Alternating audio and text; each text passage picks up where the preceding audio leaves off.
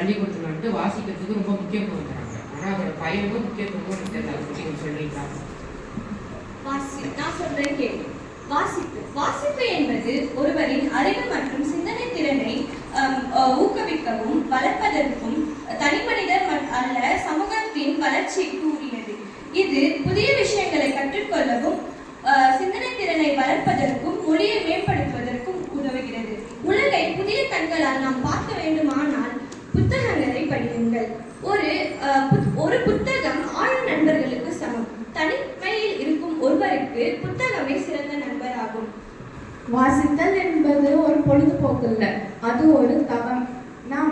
நாம் எப்போது வாசிப்பை நாம் சுவைத்து உணர்ந்து நாம் எப்போது வாசிக்கிறோமோ அந்த வாசிப்பை நம்மை விடாது. இதன் அர்த்தம் நாம் மற்றவர்கள் கூறி ஒரு புத்தகத்தை வாசிப்பது அது ஒரு பொழுதை போக்கிவிடும். ஆனால் நாம் எப்பொழுது நாம் மனம் அறிந்து ஒரு புத்தகத்தை வாசிக்க தொடங்குகிறோமோ அப்போது அந்த வாசிப்பை நம்ம இடைவிடாது. தொட்டு பார்த்தால் அது வெறும் காகிதம், ஆனால் அதை படித்தால் அது வெற்றியின் ஆயுதம். புத்தகத்தை சேமித்து வைப்பது பயனில்லை. ஆனால் அதை படித்து பார்த்து அதை அறிந்து கொள்வது அது நமக்கு ஒரு அறிவையும் அல்லது நம்ம சிந்தனை திறனையும் மேம்படுத்த உதவுகிறது. இப்ப நான் சொன்ன இந்த பொருளை வச்சு நீ முக்கியத்துவத்தை சொல்ல. வாசிப்பின் முக்கியத்துவம் வந்து மொழி, கற்பனை, சிந்தனை திறனை வளர்த்தல், சமூக மற்றும் தனிப்பட்ட கருத்தை மேம்படுத்தல். வாசிப்பு பழக்கத்தை எப்படி வளர்க்கறதுன்னு நான் சொல்றேன்.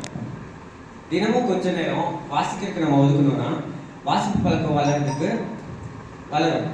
புத்தகத்தை பற்றி நம்ம நண்பர்களோடவும் நம்மளோட குடும்பத்தோடவும் பற்றி பேசினா அது வாசிப்ப ஒரு அர்த்தம் உள்ளதா ஆகும். குழந்தைங்களுக்கு சின்ன வயசுல இருந்தே வாசிப்பை அறிமுகப்படுத்தணும்னா வாசிப்பு பழக்கம் அவங்களுக்கு வளரும். மற்றும் ஒரு நூலகம் திறக்கும் போது ஊரில் ஒரு சிறைச்சாலை மூடப்படும் என்று விவேகானந்தர் கூறியுள்ளார். புத்தக வாசிப்பு என்பது உட்கார்ந்த இடத்திலிருந்தே நம்மை பல்வேறு இடங்களுக்கு கொண்டு செல்லும் ஒரு மாயாஜாலம் ஆகும். பயணங்களின் போதெல்லாம் படிப்பதையே புத்தக வாசிப்பதையே தனது ஒரே குறிக்கோளாக கொண்டவர் நமது பாரதத்தின் முதல் பிரதமரான ஜவஹர்லால் நேரு. வாசிப்போர் வெற்றியடைவர் என்றொரு பழமொழி கூறுகிறது. இதன் அர்த்தம் நாம் வாசிப்பதற்கு நாம் ஒரு மணி நேரத்தையும் ஒதுக்க வேண்டும்.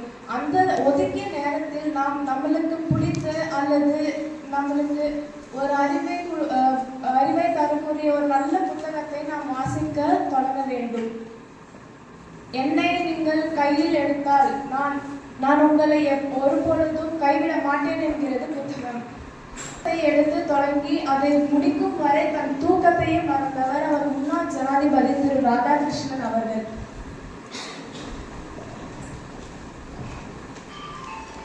படிப்பால் மட்டுமே இந்த பாரதத்தை பாராள வைக்க முடியும் என்று படித்து கூறினார் மாமனிதர் டாக்டர் APJ அப்துல் கலாம் அவர்கள்.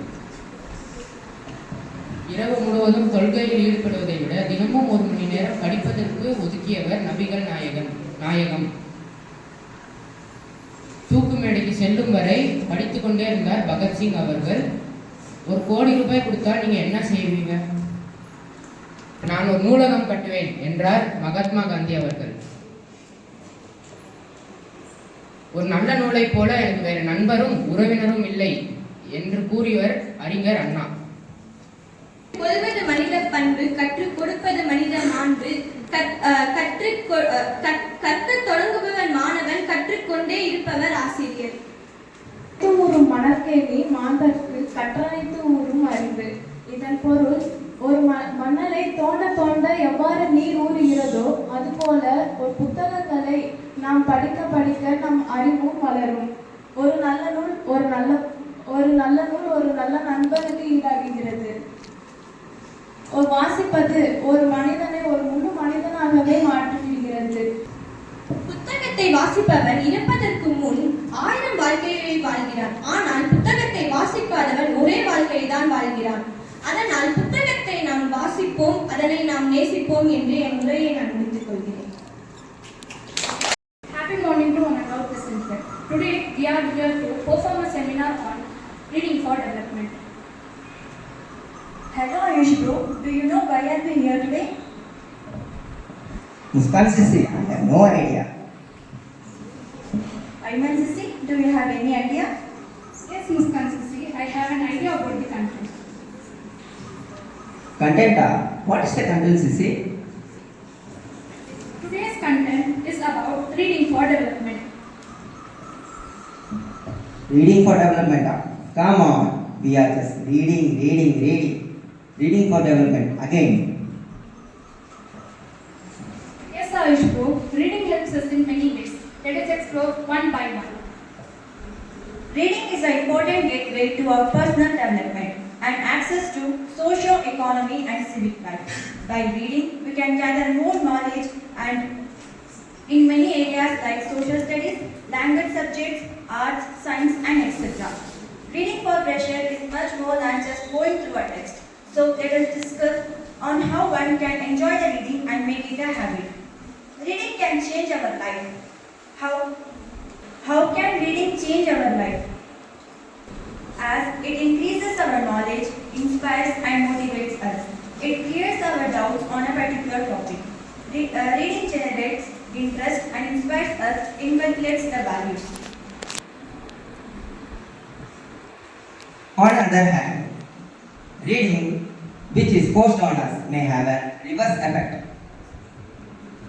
The purpose of reading is to merely please the teacher and passing the exams, which normally happens with students studying with their academic subjects.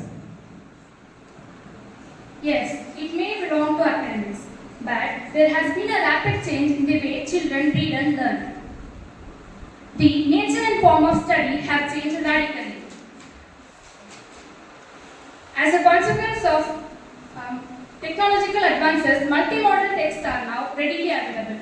It includes voices, sounds, stands, intonation, gesture and movement, and also print and image.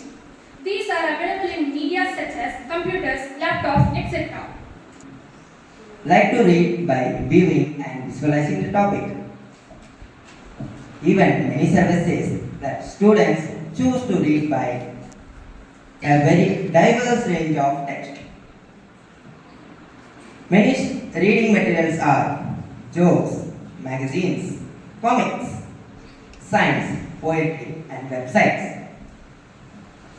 Even and another survey say that 7 in 10 people said that they would rather choose to read seeing at TV, DVD, and televisions. It also depicts that many people have took preference over internet rather than reading a book. Is it not enough to you? In 21st century, do children read by pleasure, enjoyment or leisure? Yes, children read for pleasure. They get hooked on books and they gather a lot of information and learn language skills. Most of the people are concerned about reading and develop their writing skills and make them a good writer. Some of the readers keep their first book as a child. Some of them retain the text which connects to a significant memory. Readers finds different ways for reading.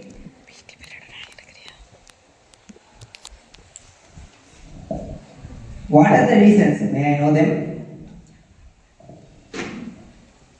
Readers choose reading as a tool for academics.